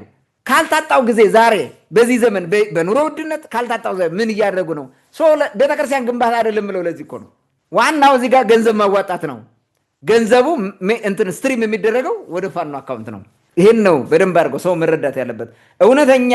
እውነተኛው በፈጣሪ የተሰራው ህንፃ ሰው የሚባለው አካል እየፈረሰ እነርሱ ሰው ሰርቶ ሰው የሚያፈርሰው ህንፃ ይሄ በቡሊኬት በምን የምትሰራውን ህንፃ እሱን ለመስራት ብለው በዚህ ሰዓት ሰው እየራባው ስንት እኮ የሚበላው የጎንደር ህዝብ እኮ ፍዳውን ነው የሚያየው። ዛሬ የጎንደር ህዝብ ፍዳውን ነው የሚያየው። ውሃ እንኳን አያገኝም ታውቃለህ። በሳምንት አንድ ጊዜ ወይ 2 ጊዜ ነው የሚያገኙት በወረፋ ውሃ በሳምንት አንድ ጊዜ። እሱም ከመጣ ነው ዜን ይሄ ምንድነው በጀሪካን ምናምን ሞልተው ይሄ ውሃ እያጠራቀሙ ለበሽታ ሁሉ እየተጋለጠ እኮ ነው የጎንደር ህዝብ። ያልቻለው መከራ እኮ የለም የጎንደር ህዝብ። እሱ ግን ቤተክርስቲያን ብሎ ሲጃጃል ታየዋለህ። እውነተኛ ለህዝብ ለሰው አገልግሎት ከሆነ የሚሰሩት እነዚህ እግዚአብሔር የሚወደው አገልግሎት ከሆነ ችግረኛውን ነው ማገዝ መርዳት ያለባቸው እንጂ አሁን ቤተክርስቲያን ይሰራል። በቤተክርስቲያን ትምህርት ምን እንደሚባል ታውቃለህ? አንድ ሰው ገንዘብ ይዞ መጥቶ ቤተክርስቲያን ልስራበት ወይስ ለነዳያን ልስጠው ብሎ ቢጠይቅ ወይም ችግረኞችን ልርዳበት ብሎ ቢጠይቅ ችግረኞቹን እርዳበት ነው ማለት ያለብህ እንጂ ቤተክርስቲያን ስራ አትለውም ይላል። ይሲ አሁን በዚህ ዘመን በመከራ ዘመን ይሄ ሁሉ ህዝብ እየተፈናቀለ የሚበላው እያጣ ስንት ገበሬ ምርት እየወደመበት ልጆቹ የተገደሉበት እየታገተ ሰው ፍዳው የሚቆጥርበት ዘመን ነው። የማጽናኛ ዘመን ነው ሰዎችን እንጂ እንዲያው ክርስቲያኖችን እንበል የማጽናኛ ዘመን ነው እንጂ ህንፃ ቤተክርስቲያን ብለህ የምትጃጃልበት ዘመን ነው አይደለም። ፖለቲካል ኢንቴንሽን አለው ከበስተጀርባ ምንለው ለዚህ ነው። ይህንን በደንብ አድርጎ ህብረተሰቡ ማወቅ ያለበት ይመስለኛል። ይህ ህዝቡን ለሃይማኖት ጦርነት ለማነሳሳትና በሃይማኖት ውጥረት ውስጥ እንዲሆን ከዛ መከራውንም ምኑንም ትቶ በቃ ለሃይማኖቴ ነው መስዋዕትነት የምከፍለው እንዲል የማድረግና በዚህ ሂደት ህዝቡን አነሳስተህ ከቻልክ ስልጣን ላይ መውተህ መዋ ተዋህዶ የሚባለው ስልጣን ላይ ይዛል ዜኔ ሰለሞን ስርወ መንግስት ምናምን እያልክ ትደናበራለህ ማለት ነው። ያን ማድረግ ነው የሚፈልጉት። አሁን ህዝቡ መጫወቻ ሆኗል ማለት ነው። ጌም ነው አልፈስቴድ ማለት የጆከር አድርገው እንደፈለጉ ይጫወቱበታል ማለት ነው። ዞሮ ህብረተሰቡ የነሱ ስልጣን መወጣጫ የነሱ ከገቡበት ቅርቃር ወጥተው ስልጣን የሚይዙበትን ሁኔታ እንዲያመቻች ለማድረግ ህዝቡን እየተጫወቱበት መሆኑን ማየት እንችላለን። እንግዲህ የሞዓው መሪ የዋቄ ልጅ ፈንታሁን የሚባለው ሰውዬ ባለፈው አንስተናል። አሁን በዚህ እድሜው ቁጭ ብሎ የሚሰራውን ስራ አይተዋል፣ የሚያደርገውን ነገር ማለት ነው። እና የተናገረው እንስማው። ይህን እንስማውና ምን እያደረገ እንደሆነ መረዳት እንችላለን። ታቦት ይዞ ጠበንጃ ይዞ መሄድ የኛ የተዋህዶ ጠባይ ነው። ታሪካዊ ጠላት በሀገሩ ላይ የሚያስተባብር ሲኖር የግድ መውጋት አለበት። አሁን ፋኖነት ከዚህ ነው የሚመነጨው። መስቀል ከሰላጢን ይሄ ነው፣ ለማዳን የሚደረግ ነው። የሚባርክ ለመባረክ ሬዲ ያልሆነውን አቁስሎ አስቀምጦ አስተምሮ መልሶ የሚባርክ ነው። ማዳኛ ነው። ማን ሰራው? ተዋህዶ ሰራው። ያው ተዋህዶ ነው የምናስበው። መስቀል ከሰላጢን ይሄ መውጊያው ለማስተማር ለመመካከር ወንበር ላይ የማይቀመጥ ሲመጣ ለመምከርም ለማስተማርም ስለማይሆን እግሩን አቁስሎ አስቀምጦ ትህትናው ሲገባ መማማርና መልሶ ነፍሱን ማዳን ይሄ መውጊያው ያስፈልገዋል። እንግዲህ እንደሰማችሁት ታቦት ይዞ ጠበንጃ ይዞ መሄድ አለ። ሁለቱ ነው። ታቦትም ጠበንጃም ይዞ በአንድ ላይ ይዞ መሄድ የተዋህዶ ጸባይ ነው አለ። አሁን ምን ጥሯለን? እዚህ ጋር አሁን የተዋህዶ ጸባይ ነው ሲልህ ተኳሽ ቀዳሽ የሚለው መጣ ማለት ነው። እዚህ ጋር ተኳሽ ቀዳሽ የሚለው ነገር መጣ ማለት ነው። አሁን ታቦት የእግዚአብሔር የቃላት ማደሪያ የእግዚአብሔር ትእዛዛት ማደሪያ ነው፣ ወይም የእግዚአብሔር ክብሩ ዙፋን መገለጫ ነው። ታቦት ስጋው ደግሞ የሚፈተትበት ነው። ታቦት ጥይት ደግሞ ሰው የሚገደልበት ነው። እንዴት ነው ሁለቱ አብረው የሚሄደው? ሁለቱ የተዋህዶ ጸባይ ነው አለ። ከዛ እያለ እንትን ይላል። እንዲያው አጠር አድርጌ ለመናገር ምን ይላል? በመስቀሉ እንባርክበታለን። እሺ ያለውን ነው የሚለው። እሺ ያለውን በመስቀሉ እንባርከዋለን አለ። እምቢ ያለውን ደግሞ ሰብረን በጠመንጃ አቆስለን እንይዘውና አስገድደን እናጠምቀዋለን አለ። በመስቀሉ እንባርከዋለን። ይሄ ነው ሚሽኑ፣ ሌላ ሚሽን የለም። አሁን ጎንደር ላይ የሚንደፋደፉት እነዚህ የሞዓ ተዋህዶ እንትኖች ናቸው። ውጭ ወጥተው ኒውትራል መስለው እንደዚህ የሚለፈልፉትና ሌትም ቀንም የዛጠኑ ብር መሰብሰብ ይህን ያክል ሚሊዮን ብር ሰበሰብን ምናምን እያሉ የሚጮሁት ውስጥ ለውስጥ የሚሰሩት የሞዓ ተዋህዶውን ስራ ነው እንጂ ሪል ለቤተክርስቲያን አገልግሎት አይደለም በፍጹም ማለት ነው። ሲጀመር ቤተክርስቲያን በጩኸትና በግርግር አይሰራም ሲጀመር ማለት ነው። ፍሮም ዘ ቬሪ ቢጊኒንግ ትልቁ ችግር በቤተክርስቲያን ውስጥ ያለው ችግር ይሄ ነው። የሰበካ ጉባኤ አባላት ቤተክርስቲያንን የማሰራት ግዴታ አለባቸው። ደብረ ምጥማቅ ማርያም የምትሰራበት ምክንያት የደብረ ምጥማቅ ማርያም ሰበካ ጉባኤ አባላት እዛ ያሉ ሰዎች የሚቆርቡበት አንሷቸው የሚያስቀድሱበት አንሷቸው ነው ወይስ ምንድን ነው? ምንድን ነው? አንሶ እኮ አይደለም የሚቆርበው እኮ 20-30 አይሞላም ሲያስቀድስ ማለት ነው። በአንድ ቅዳሴ ገብቶ የሚያስቀድሰው በጣም ውስን እኮ ነው። ከውጭ እኮ ነው ሌላ የሚቆመው ሁሉም ገብቶ እንደ ግብፁ ማለት ነው። ሁሉም ገብቶ የግዴታ አስቀድሶ የሚቆርብበት ቢሆን ተጣበበ እንስራው ልትል ትችላለህ። ይህ እኮ እንደዛ አይደለም። ኢትዮጵያ ውስጥ ቤተክርስቲያን የፖለቲካ ውድድር እኮ ነው። ከሙስሊሙ መስጊድ ጋር ለመወዳደር ነው የሚሯሯጡት። ትልልቅ ቤተክርስቲያን እየሰራ በቃ እንደዛ አይነት ነገር ነው። እንዲህ አይነት ነገሮች ናቸው መስራት ይስሩ እንትን ካላቸው። ግን ከዛ ይልቅ ለተራበው ምዕመን፣ ለተቸገረው ህዝብ ብዙ ልዩ ልዩ ነገር ቢሰሩለት፣ አዳሪ ትምህርት ቤት ቢሰሩላቸው ለድሃ ልጆች እዛ ውስጥ በደንብ እንዲማሩ ቁጭ ብለው ማለት ምግብ ቢያቀርቡላቸው ስለ ድሃ ልጆች እንዲህ አይነት ትልልቅ ነገር ከምትሰራ ማለት ነው። እና ዝሮ ዝሮ ይሄ በስሙ የሚቀለድ እንደሆነ መረዳት እንችላለን ማለት ነው። ይሄ ሰውዬ ፈንታውን ዋቂ ያለው ይሄ ነው። ፋኖና ይሄ ቤተክርስቲያን ሰሪውና ፋኖ የሚተሳሰረው በፈንታውን ነው። ምን አለ? ታቦት ይዞ ጠመንጃ መያዝ የተዋህዶ ጸባይ ነው አለ። ኦኬ፣ ታቦቱ ማን ነው? ቤተክርስቲያን። ጠመንጃው ማን ነው? ፋኖ። ፋኖና ጠመንጃ አንቲ ኢያሱ ፋሲል አንቲ ነው ምንላ አንቲ ሙክሪያ ፋሲል ኢያሱ ምናምን የሚለው ደብዘራ ማለት ማይገናኘውን ልክ እዚህም አምጥተው የሚያደናቆሩት ይሄን ነው ማለት ነው። የአማራ ክልል ውስጥ ያለው ችግር ገና የሃይማኖት ጦርነት መዞ እርስ በርስ ብዙ የሃይማኖት ጦርነት ተካሂዶ ህዝብ ሁሉም ያጠፋ ነው። በምንም መንገድ አይቆምም። ለምንድን ነው እንትኑ እሳቤው የሆነን ህዝብ እናጠፋለን የሆነን ቡድን እናጠፋለን ብሎ ነው የሚያስቡት። ያን ለማጥፋት ግን የሚላተሙት ከሁሉም ጋር ነው፣ ከዛም ከዚህም ነው። የግዴታ ቅማንት የሚታገለውን ትግል የቅማንትን ህዝብ ያነሳውን የመብት ጥቅል የፖለቲካ ጥያቄ ነው ያነሳው የሃይማኖት አመፅ እንደሆነና ከሃይማኖት ለማውጣት እንደሆነ አድርገው በመፈረጅ የግዴታ የሃይማኖት አክራሪነትን ሲያመጡ ከሙስሊሙ ጋር ተጣሉ። አሁን ጎንደር ላይ ፉክክር ተጀምሯል። ይሄ ቤተክርስቲያን ልንሰራ ምናምን የሚል ፉክክር አሁን ሰሞኑን ወጣ አይደለ? ዛሬ ይመስለኛል በሙስሊሙ መስጊድ ከባቢም ጥሪ እያስተላለፉ ነው። እንትን ቁርአን በጎንደር ሊስፋፋ ነው ምናምን የሚል በእንትን ማለት ነው በሶሻል ሚዲያ። ልብ በል ወዴት ነው የሚሄደው? ምንድን ነው የሚሄደው? ምንድን ነው የሚያመጣው? ቀስ በቀስ እየሄደ ማለት ነው። ማሰብ አለብን እንትኑ ማለት ነው። እየቆፈሩ የሚያመጡት እነዚህ በግራ በገባው ትግል ወደ ጥፋት ነው የሚወስዱን ማለት ነው። ሌላው ሰሞኑን በሁለት ቡድን ተከፋፍለው ሲፈሳፈስ የሰነበተው የጎንደር ፋኖ ወይም የጎንደር ታጣቂ በለው የጽንፈኛ ቡድን ታርቅ ያለው ብሏል። እና መረጃው ግን በጣም የሚገርም ነው። የታረቁበት ምክንያት በጣም የሚደንቅ ነው እንትኑ ማለት ነው። ለእርቁ ሂደት መሳካት የቅማንት አጀንዳ ዋና ጉዳይ ነበረ፣ ዋና ጉዳይ እና አስታራቂ መነኩሴም ምንም ምናምንም ብለው የተሰባሰበው ያነሱት ነገር ዋና ዓላማ ማለት ነው። ዋና ዓላማቸው እናንተ ፋኖ ብለን የመሰረትነው ጎንደር ላይ ነው። የመሰረትንበት ምክንያት ታውቁታላችሁ። እርሱም ቅማንት የሚባለውን ለማጥፋት ነው። ቅማንት የሚባለው ለማጥፋት ተዘጋጅታችሁ ያን ዓላማ እንዴት ትዘነጉታላችሁና እንዴት እርስ በርሳችሁ ትጣላላችሁ? እንዴት ሃው ባለፈው ማህበረ ስላሴ መሄድ ነበር የተነሳው። ቅማንትና መከላከያ የሚባል እዚህ ተቀምጦ አትጋደሉ እርስ በርሳችሁ የሚል ነበር ያነሱት። ተመሳሳይ አሁንም እሱን ደገሙት። ልታጠፉ የተነሳችሁት ቅማንት ሳይጠፋ እንዴት እርስ በርሳችሁ ትጠፋፋላችሁ ነው የእርቁ ዋና እንትን ማለት ነው። እንሳ ሐሳብ ቅማንቱ ምን እየታቀደልህ እንደሆነ ማሰብ አለብህ ማለት ነው። ይህንን በዚህ ተግባብተው እውነት ነው ይሄ ጋራ ጠላት አለን ለካ እውነተኛው ይሄ ነው እንዲያውስ ብልጽግና ምን አደረገን ወደሚል ሄደው በዋናነት ይህን ነው የምንጋደለው መጋደል ያለብን ይሄን ነው የሚል ነገር አምጥተው ነው የተስማሙት ማለት ነው። በተለይ ደግሞ ጎንደር ላይ ቅማንትን ካላጠፋን ድል የሚባል ነገር አንጨብጥም የሚል ነው። አንዳንድ ሰዎች ደግሞ ምን እያሉ ነው? አሁን ጎንደርን ለመያዝ አደገኛ ሁኔታ የሆነብንና ችግር የፈጠረብን ቅማንቱ ስለሆነ ቅማንቱ ላይ በዛም በዚህም ዘምተን አጠፍተን ጎንደር ነው የምንይዘው የሚል አምጥተዋል። ልብ በል ጎንደርን ለመያዝ ቅማንት መጥፋት አለበት።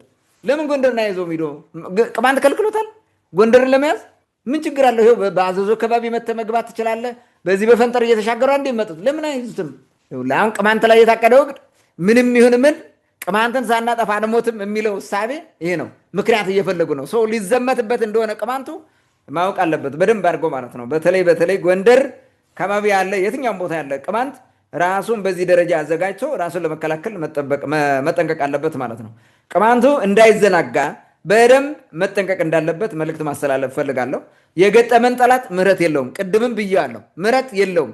በየትም መንገድ ይሁን ባህር ዳር ላይ ያለው ባለስልጣንም ይሁን በፌዴራል መንግስት ላይ የተወሸቀው የአማራ ክልል ባለስልጣንም ይሁን በየዞኑም ያለው ይሁን ፋኖ ነኝ ብሎ እዛ በየጫካ የገባም ይሁን ሌባ ዘራፊ ነኝ ብሎ በየትኛውም ቦታ የገባ በሙሉ በቅማንት ጉዳይ ተስማሚ ነው።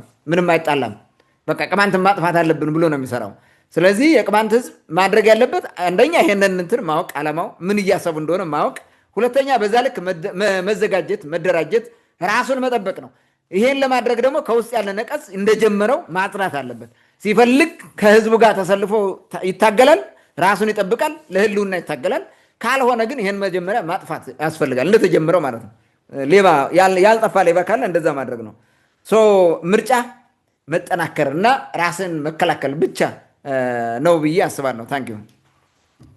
መልካም እንግዲህ የሞዓ ተዋሕዶን ጉዳይ ስናነሳ ባለፈው ያነሳ ነው በዛ በሱዳን በኩል ከህወሓትና ከፋኖ ከሻዕቢያም ጋር ሆነን ብልጽግናን እንጥላለን ብለው የሚጃጃሉ የኛ ታጣቂዎች እንበላቸው እነሱ ግለሰቦችም ይሁኑ ምንም ፋኖ ወንድሞቻችን ምናምን ሲሉ የነበሩ እንግዲህ አንደኛው ቡድን ከእነሱ ጋር ተስማምቶ ሲሰራ እንደነበር ያንን መሰረት አድርገው ነው ሲናገሩ የነበሩት።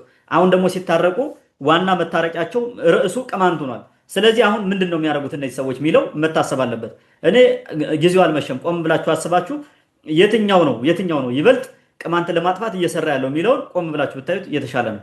አንደኛ በቅማንት ትግል ውስጥ መንግስት መጣል የሚል አጀንዳም የለም፣ ተፈጥሮ ማያውቅም፣ ሊሆንም አይችልም ሲጀመር። እኔ ከዛ አንጻር እናንተ ሰዎች ቆም ብላችሁ ብታስቡትና ፋኖ የቅማንትን አጀንዳ ርዕስ አድርጎ መታረቂያ ሲያደርገው ነገ እናንተን ተጠቅሞ እንደሚጥላችሁ እንደውም ህዝቡን ከመጨረሱ በፊት እናንተን መጀመሪያ ገሎ እንደሚመጣ ማወቅ አለባችሁ። ስለዚህ እኔ ቆም ብላችሁ ብታስቡበት። ባለፈው ማስተነው ነበር፣ ብዙ ሰው ተንጫጭቷል በዛ አጀንዳ ስላነሳ ነው። እውነቱ መነገር ስላለበት በድጋሜ ቆም ብላችሁ ብታስቡበት የሚል ሀሳብ አለኝ። ወደ መጨረሻው አንድ ጥያቄ ላንሳ። ትናንት የጭልጋ ወረዳ የሆነ እርዳታ ሲያከፋፍል ነበረ። አስተዳዳሪው ስለ ምግብ ዋስትና አንስቶ የተናገረው አንድ ብያኔ ወይም ትንታኔ አለ። በምግብ ራስን መቻል ወይም ደግሞ ይሄ በምግብ ራስን መቻል የሚለው የብልጽግና እንትን ነው። አሁን የሚሰጡት እንትን አለ፣ ትንታኔ ብያኔ ምናምን አለ። እንግዲህ እሱም ባስመለከተ በምግብ ራስን ለመቻል እርስ በርስ መደጋገፍ ተገቢ ነው የሚል አይነት ሀሳብ አንስቷል። ማለት አሁን እርስ በርስ በመደጋገፍ ወይም ደግሞ ያለው ለሌለው በማካፈል በምግብ ራስን መቻል ይቻላል ወይስ እንዴት ነው የሚቻለው የሚለውን እሱን ነገር ማንሳት አለብን።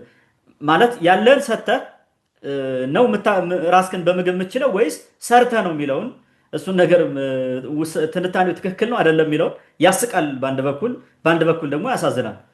ይህን ሀሳብ የተወሰነ ሀሳብ ስጥበትና የዛሬውን ውይይታችን በዚህ እንዝጋ። መልካም እንግዲህ አሁን ትልቅ ችግር የሆነው ምንድን ነው? ካድሪነት እንጂ እውቀት ስለማይታይበት ወይንም ደግሞ ግምት ውስጥ ስለማይገባ ማንም እየወጣ እንደፈለገ ይናገራል። ህብረተሰቡን በዛ ልክ ያደነቁራል። እኛ የምንፈልገው ለህብረተሰቡ ብርሃን የሚሆን ለህብረተሰቡ አዲስ ተስፋ የሚያፈነጥቅ የተለያዩ አሰራሮችን የሚያመጣ ከችግር ሊያወጣ የሚችሉ መንገዶችን የሚያሳይ ነው እንጂ በየገበሬው ያመረተው ምርት አምራች የሆኑ አካባቢዎቹ በወረዳ ደረጃ ለሚቋቋመው የመርጃ ማዕከል እህል እንድታዋጡ ብልጽግና ይሄ ነው። በሚገርም ሁኔታ ማለት ነው። እንዲህ ነው ብልጽግና የሚበለጽገው፣ በጣም በሚያሳዝን ሁኔታ ማለት ነው። አሁን ልመና ኮፋዳ ይዞ እየለመነ በምግብ ራስን መቻል ይልሃል። እንዴት ነው በምግብ ራስን መቻል? በምግብ ራስን መቻልና የምግብ ዋስትና የሚባል ከሁለቱ የተለያየ ነገር ነው።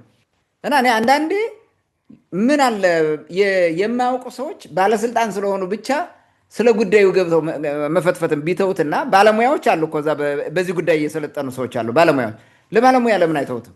ባለሙያዎች ለምን አያብራሩትም? ያልሆነ ነገር ወጥተው የሚያወሩት እንግዲህ በጭልጋ ወረዳ ኮሚኒኬሽን እንትኑ የተለጠፈው በፌስቡክ ምን ይላል? የሚገርም ነገር ነው። በምግብ ራሳችን ለመቻል እርስ በርስ መደጋገፍ ዋናው መፍትሄ ነው አለው። እስከ መቼ ተደጋግፈ ተዘልቋለን? ብትደጋገፍ እኮ የምትደጋገፈው ምን ብለህ ነው? ደካማ ነህ ማለት ነው። በእርግጥ ጠንካራ ሰው ለጠንካራ ሰው የበለጠ ለማደግ ይደጋገፋል፣ እሱን አውቃለሁ። ግን እዚህ ጋር መደጋገፍ ብሎ ዝቅ ብሎ ከታች የተነተነውና የሚያወራውን ነገር ያወሩትን ስታየው በቃ እርዳታ እንስጥ ነው የሚለው፣ ምጽዋት ነው ለተረጅነት ምናምን ነው የሚለው። የተረጅነት ኮንሴፕት በአእምሮ ውስጥ ይዘህ ምኑን ነው ራስ መቻል የሚባለው ነገር ይመጣው? እዚህ ጋር ትልቁ ችግር ራስ መቻል የሚለው ኮንሴፕት የማይገናኘው ጋር ለማገናኘት ነው የተሞከረው። መልእክቱን እንኳን በአግባቡ ቢያስተላልፉት እኔ አንዳንዴ ይገርመኛል። ይህ አሁን ሰሞኑን እርዳታ ወጥቶ ይሄ በቆሎ ምናምን የተሰበሰበ ሲያከፋፍል ያየ ነው። እንግዲህ የብልጽግና መንግስት የምግብ ዋስትና በሚባል በትልልቅ መኪና የተሳቢ ምናምን እየጫነ አምጥቶ አይከል አራግፏል። ቀደም ብሎ ባለፈውም ተናግሬያለሁ በሆነ አጋጣሚ ማለት ነው። እና ለህብረተሰቡ ድሃ ለሆነ ማለት ገቢ ዝቅተኛ ለሆነ መከፈል አለበት ተብሎ ተመዝግቦ ይሰጣል። ለተፈናቃይም አይደለም እኮ ችግረኛ ነው ለተባለው ነው ለእንትኑ የትኛውም ቦታ ሊሆን ይችላል ይሰጥ ተብሎ ነው። ይሄ ብልጽግና በተከተለው የመንግስት የፖለቲካ አካሄድ ሀገሪቱ በገባችበት ቀውስ የኢኮኖሚው ጉዳይ መንቱን መውደቁ ጦርነቱ ምናምን የሚባሉ ነገሮች ህብረተሰቡን ኦልሞስት ከ50% በላይ የሚሆነው ወደ ድህነት ስለመለሰው የሚበላው ስላሳጣው የመንግስት ሰራተኛ ይረዳል። በነገራችን ላይ የመንግስት ሰራተኛ ራሱ ድጋፍ የሚያገኝበት ሁኔታ በጣም ችግር ያለባቸው ማለት ነው። ቱ ዚስ ኤክስተንት ስለወረደ ግዴታ በበቆሎ በምን ለማስተንፈስ ተብሎ የተደረገ እንትን ነው። እኔ አሁን እንደ መንግስት እርዳታ ማቅረቡ ግዴታ ቢሆንም ግን ህዝቡ ወደ እርዳታ እንዳይደረግ ነው መስራት የነበረበት። መጀመሪያ ሰላሙን ማስፈን ነው የነበረበት እንጂ እንደዚህ አይነት ነገር አውርደ መጽዋች ሆነ ለመመስገን የሚሞከረው ነገር አካሄዱ እጅግ በጣም አሳዛኝ ነው። በጣም ትልቁ ችግር ይሄ ነው። ወደ እዛናው ንግግር ስመጣ በምግብ ራስን ለመቻል ዋናው መንገዱ እርስ በርስ መደጋገፍ ነው የሚለው ነገር ማለት ነው። ይሄ ንግግር አላዋቂ ሳሚ እንደሚባለው አይነት ንግግር ስለሆነ ትክክል አይደለም። ህዝቦች ወይንም ሰዎች በምግብ ራስን ለመቻል ወረዳ ሊሆን ይችላል፣ ኮሚኒቲ ሊሆን ይችላል፣ ኤኒ ሶሳይቲ በምግብ ራስን ለመቻል ማድረግ ያለባቸው ግብርናን አጣጥፎ መቀጠል ነው። ይሄ አግሪካልቸራል ኢንተንሲፊኬሽን ይባላል።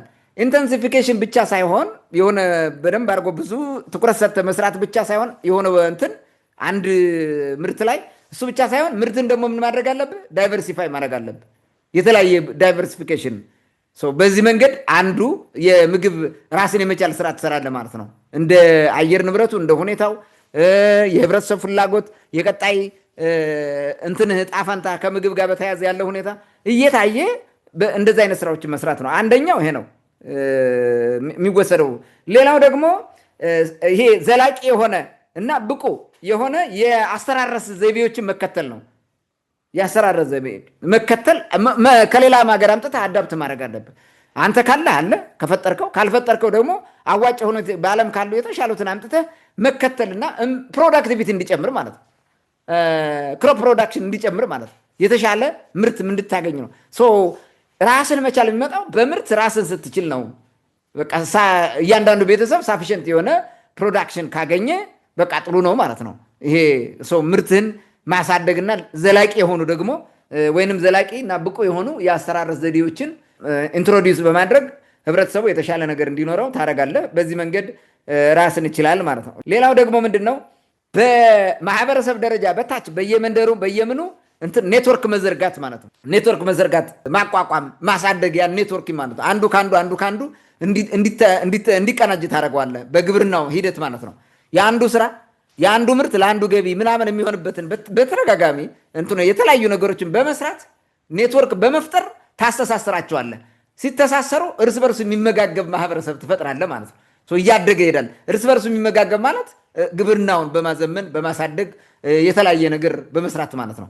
ከዚህ በተጨማሪ ደግሞ መስራት አለበት። ሪሶርሳችን ኢፌክቲቭሊ ማኔጅ ማድረግ የገበሬው ያለውን ሀብት ማለት ነው በበቂ ሁኔታ ወይም ውጤታማ በሆነ መንገድ እንዲሰራው ማድረግ ማስተዳደር ያስፈልጋል ማለት ነው። ውሃ ካለ ሁሉም ገበሬ በተቻለ መጠን ሊያገኝ የሚችልበትን ነገር ማድረግ፣ ያሉትን ሪሶርሶች በአግባቡ እንዲጠቀም፣ ሀብቶቹን በአግባቡ ተጠቅሞ ጥሩ ምርት እንዲያመጣ፣ ምርታማነትን የበለጠ ሊያሳድግ የሚችል ነገር እንዲሰራ ማድረግ ጥሩ ነው ብዬ አስባለሁ። ሌላው አንዱ ነው። ከዛ በተጨማሪ ደግሞ ምን ማልማት አለብህ? ከግብርና ውጭ የሆነ የገቢ ዘዴ የገቢ ማግኛ አጋጣሚዎችን ወይም እድሎችን መፍጠር አለብህ። ነን ፋርሚንግ የሆነ ኢንካም ኦፖርቹኒቲ መፍጠር አለብህ ማለት ነው። እነዚህን ስትፈጠር እንግዲህ ላይክ ምን ሊሆን ይችላል መሰለህ? ነን ፋርሚንግ ምን ከግብርና ውጭ የሆነ ሱቅ፣ ንግድ፣ ትራንስፖርት። በሰርቪሱ ዘርፍ ትሳተፋለህ። በሰርቪሱ ዘርፍ በቢዝነሱ ዘርፍ ትሳተፋለህ። ከአግሪካልቸር ውጭ አግሪካልቸራል ቢዝነስ ውጭ ያሉ ማለት ነው ሌሎች ቢዝነሶች ላይ ትሳተፋለህ። ቴክኖሎጂ ዴቨሎፕመንት ላይ እንዲሳተፉ ታደርጋቸዋለህ። አዳዲስ ፈጠራዎች የሚሰራ እነዛ ደግሞ ገቢ እንዲያመጡ። ሌላው ቱሪዝም ላይ እንዲሰራ ታደርገዋለህ። የኛ አካባቢ እኮ በቱሪዝም በጣም ትልቅ አሁን እኮ ማልማትን ያቃተን ያን እንዳናለማው ሰላማችን ነቅፉን ወሰዱት እንጂ እኮ ቅማንት ያለበት መሬት በሙሉ ስንት ቱሪስት ይስባል መሰለ። አንድ ያዘጋጅተ ነው ፕሮሞት ብናደርገው በዓለም ስንት ቱሪስት በዓመት ይመጣል መሰለ። በቅማንት ተራራዎቹ መጥቶ የሚዝናኑበት ማለት ነው። ስንት ማትረፍ እንችላለን። ያን ሁሉ ማድረግ ይቻላል። ግን እዚህ ጋር ቁጭ ያለው ስልጣን ይዞ የሚያስተዳድረው ከእርሱን የሚሞላ ከላይ የሚሞላውን ነገር እየተቀበለ እየበላ ብቻ የሚኖር ነው። ስለ ህዝቡ የሚያስበው ነገር የለም። ወጥቶ ሲናገርም እንደዚህ አይነት ከረፈሻ የሆነ ንግግር ነው የሚናገርልህ እንጂ ምንም እንትን የሚያደርገው ነገር የለም። በዚህ ደረጃ ብናስብ ጥሩ ነው ማለት እፈልጋለሁ። እነዚህ ነገሮች ጥገኝነትን አያመጡ ማለት ነው። እነዚህ አሁን ከላይ የጠቀስኩልህ ጥገኝነት ጋር የሚገናኝ የለም፣ እርዳታ የሚገናኝ የለም። እንዳትረዳ እኮ ነው እዚህ ጋር እርሱ እርዳታ ለመሰብሰብ ነው። ራስ መቻል የሚለው እርዳታ መሰብሰብ ነው። ላይ ከገበሬው የሆነ በቁና በምንም በማድጋ እህል እያመጣ ይከዝናል በወረዳ ደረጃ ዜን እሱን ራስ መቻል ነው አለው።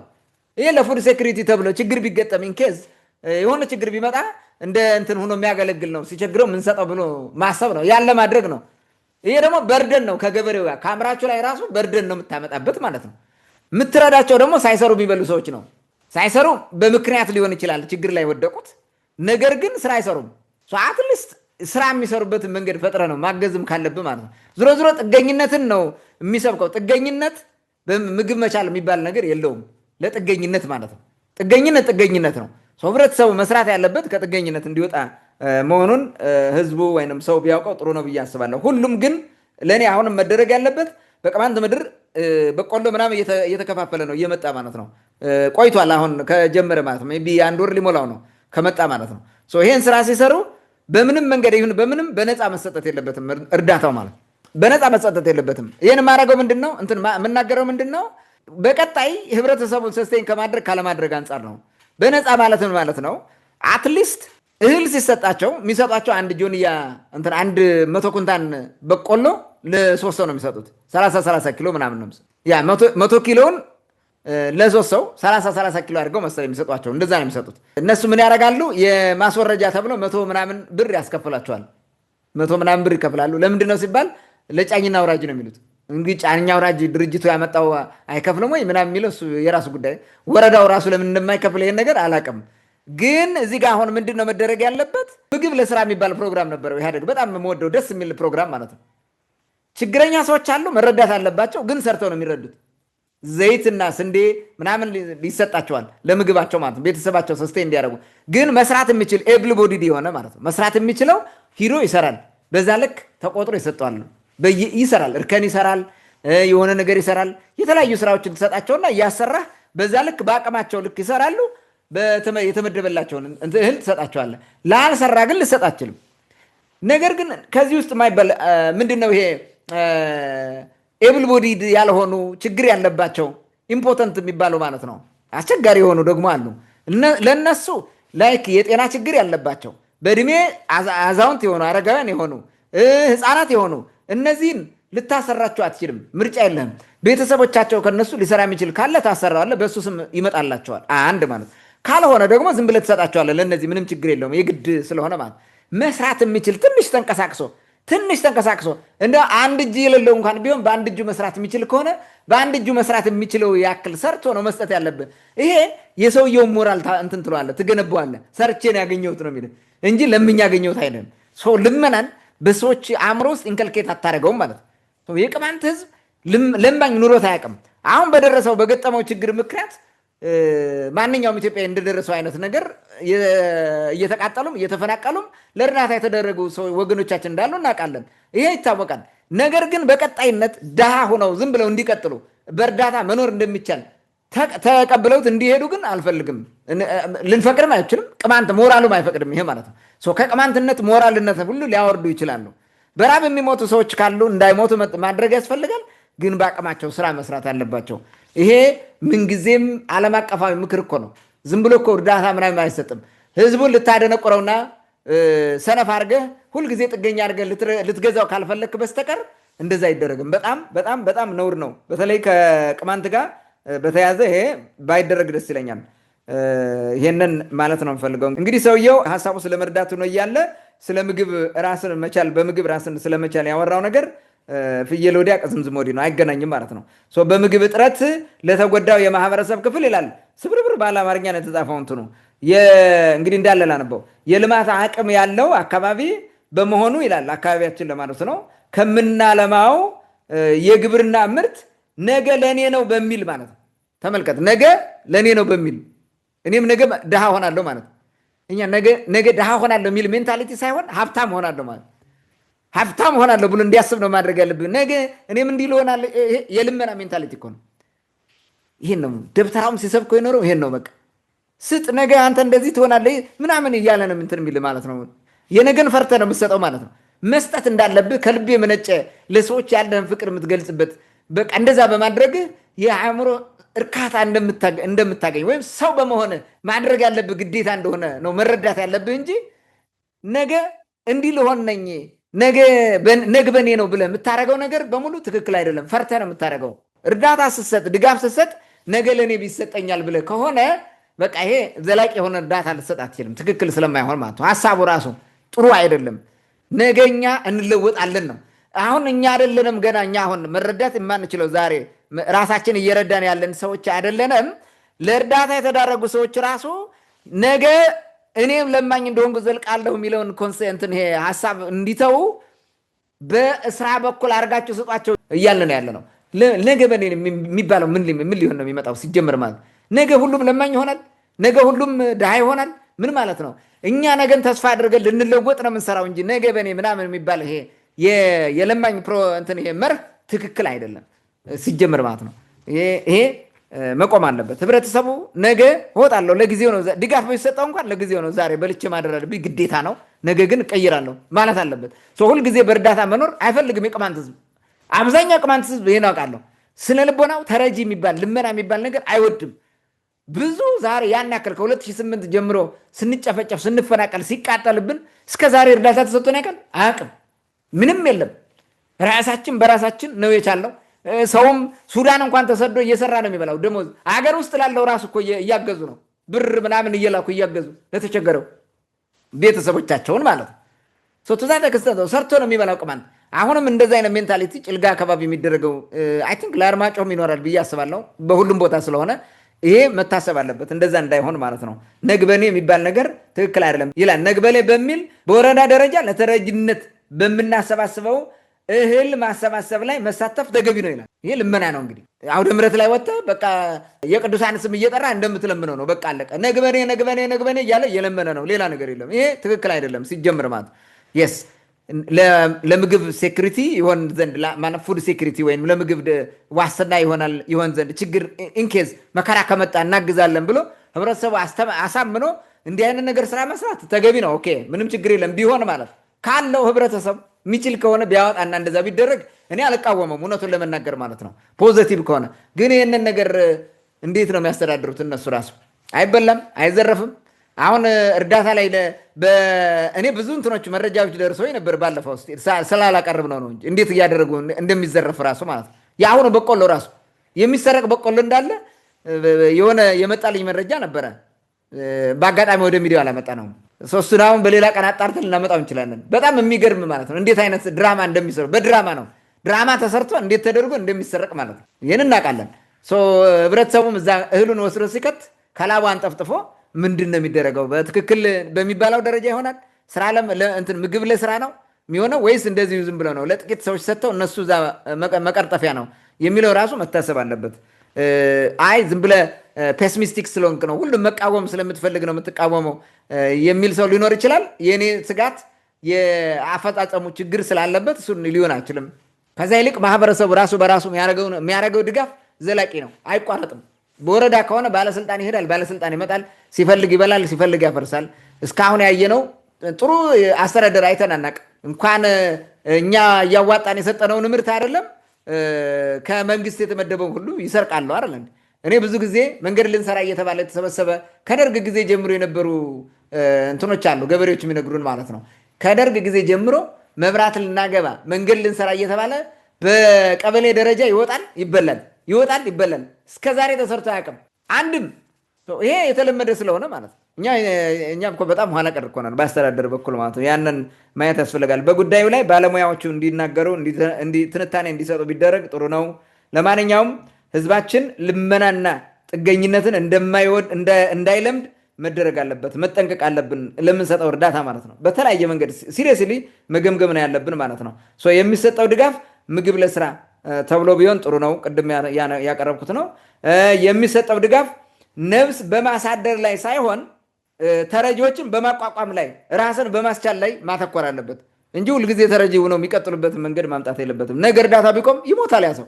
አሳ አይደለም እያመጣ መስጠት ያለበት። አሳ እንዴት እንደሚያዝ ነው ማስተማር ያለበት። አይ ቲንክ እያስተማርከው ባለው ሰዓት ልታበላው ትችላለህ። ለዛ በኋላ ግን ራሱ ይዞ ይበላል።